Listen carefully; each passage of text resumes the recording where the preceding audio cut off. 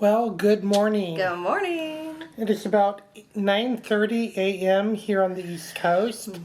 So about 6:30 back at home. We had a good night's sleep. Somebody slept longer. I had to wake her up and go, babe, do you want to see Washington, D.C. or do you want to sleep all day? I know, I had to get up. I like sleep. So we're going to head down to breakfast and get our day started. But I'm going to show you the view out our room first.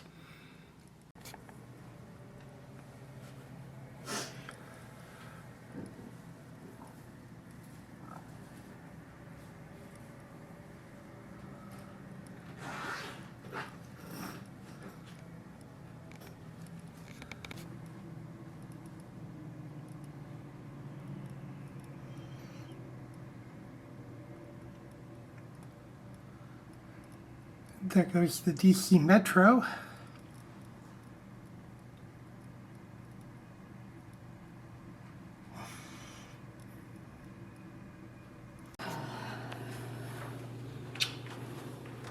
Off to go get breakfast.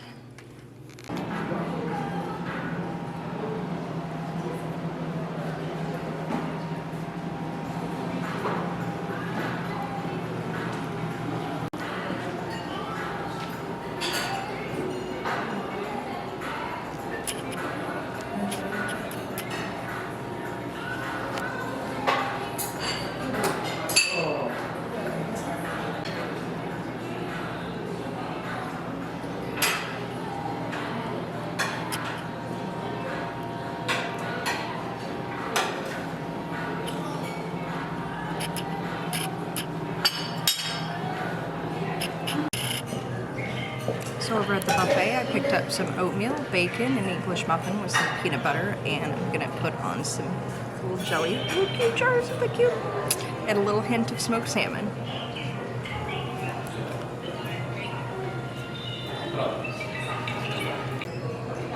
Okay, so I got some bacon, eggs, and potatoes, along with some mixed fruit, cottage cheese, and some cheese and ham. Look what I found! Look what I found! Look what I found! So excited! Hi, I'm Matthew. And I'm Susan. Together we love to travel. One of our favorite places to be. Is aboard a Norwegian ship at sea. Good food, drinks, and friends. Make a relaxing trip indeed. So come along with us. As we let the sea set us free.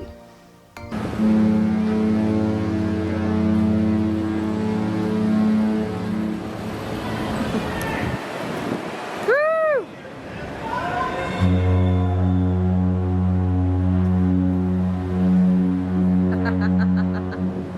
Okay, so we have the luggage cart all packed up. And we're going to head down, check out, and grab an Uber to Washington Union Station.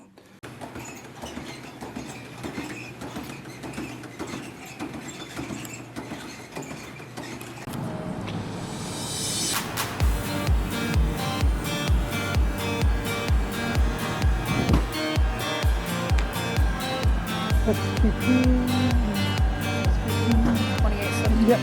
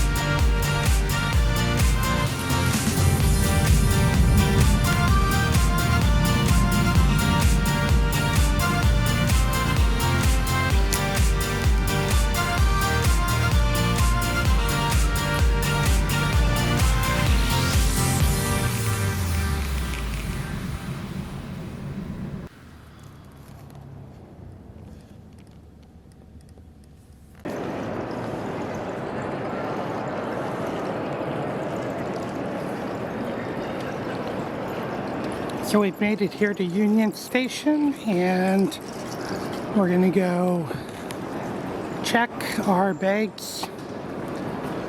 All right, now that we have dropped our bags here at Union Station and checked in the ones that we could, we are going to go explore DC.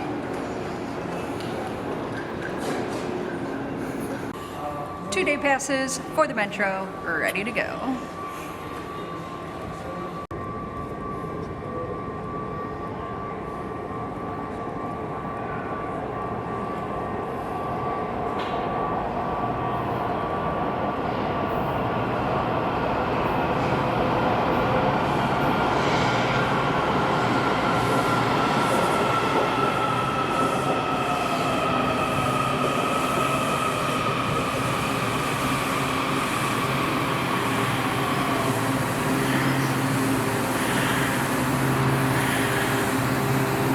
Okay, let's hop on the Metro.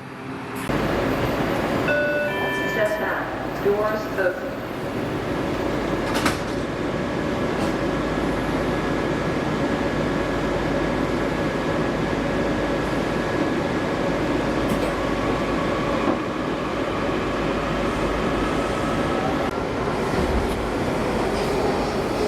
On the Metro, here we go.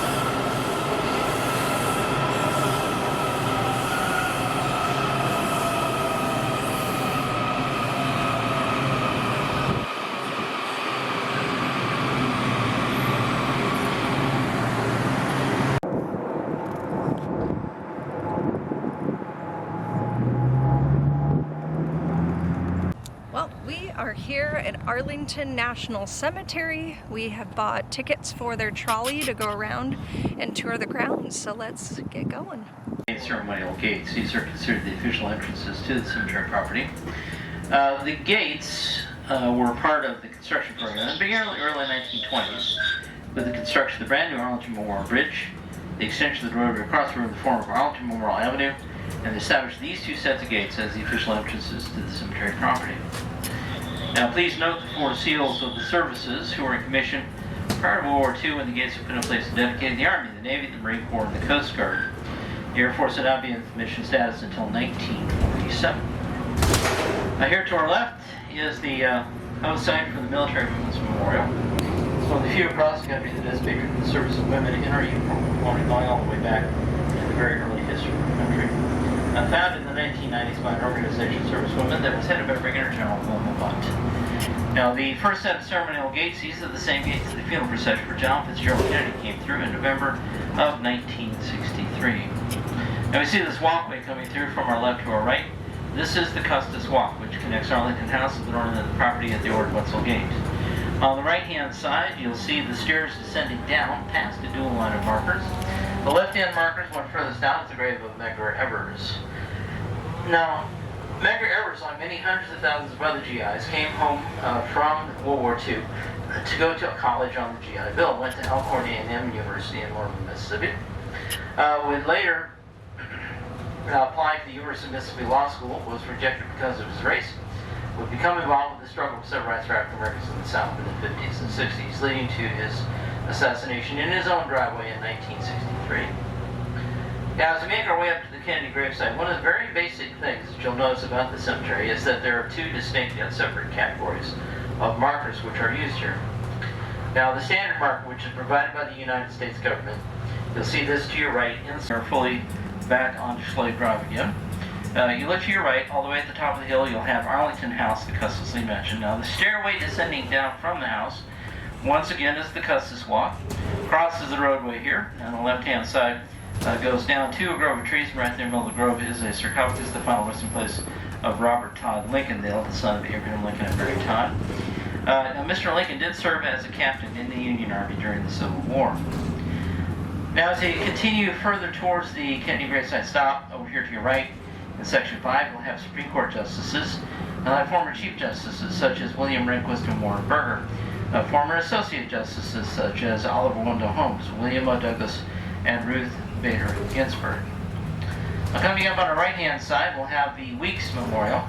Now, behind the Weeks Memorial, second row back, second from the left, black granite marker, the grave of Thurgood Marshall, the very first African-American to be appointed to the bench of the Supreme Court. That was in 1967. Now we continue on to the Kennedy gravesite stop, and to our right, up there on the upper level, where you probably see some folks standing, possibly folks walking towards and walking from, that's the location of the grave of John Fitzgerald Kennedy with the eternal flame and other members of the Kennedy family. Now we're pulling into our first stop, and a quick reminder that next change of the guard ceremony will be in 26 minutes from now. That will be at 2 o'clock. Our two oldest sections date back to May-June of 1864. Our newest section was put in service in September of 2016. Now, between these two poles, the sections have developed along slightly different lines through the years. Now, some of them actually have developed concentrations of particular categories of individuals. And over here to our left, down at the foot of this small hill, you'll see 4 vertical markers in a row. And all 4 markers honor chaplains who were lost in World War I, World War II, Korea, and Vietnam, in that area known as Chaplain's Hill. One of the most obvious things right now for the cemetery is the Wreaths Across America. This is an annual exercise by a nonprofit organization. It was accomplished last weekend, and the wreaths will remain in place until the second Saturday in January. And Arlington is not the only place that this occurs.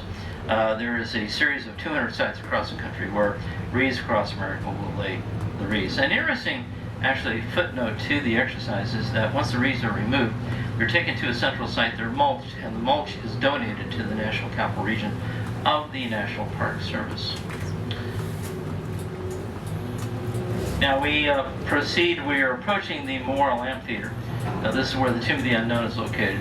Now over there on your right, up there on top of the hill, the amphitheater was the extended new venue for the annual gathering of the observers of Memorial Day. And it's been traditional for the President of the United States to make an address during that exercise.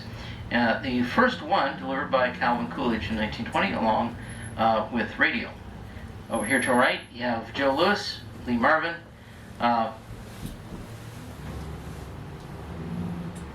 Jimmy Doolittle, and Greg Pappy Boynton. Now, it was on this day in 1941 that Claire Lee Chennault had the first combat sortie fly against Japanese air forces in Indochina. This was only 13 days after the attack on Pearl Harbor, and Greg Boynton was one of the squadron pilots for the first year of the existence of the Flying Tigers. Now we're going to be passing the tomb on our right. I'll be pausing my narration to honor the tomb. We do request the gentlemen remove hats.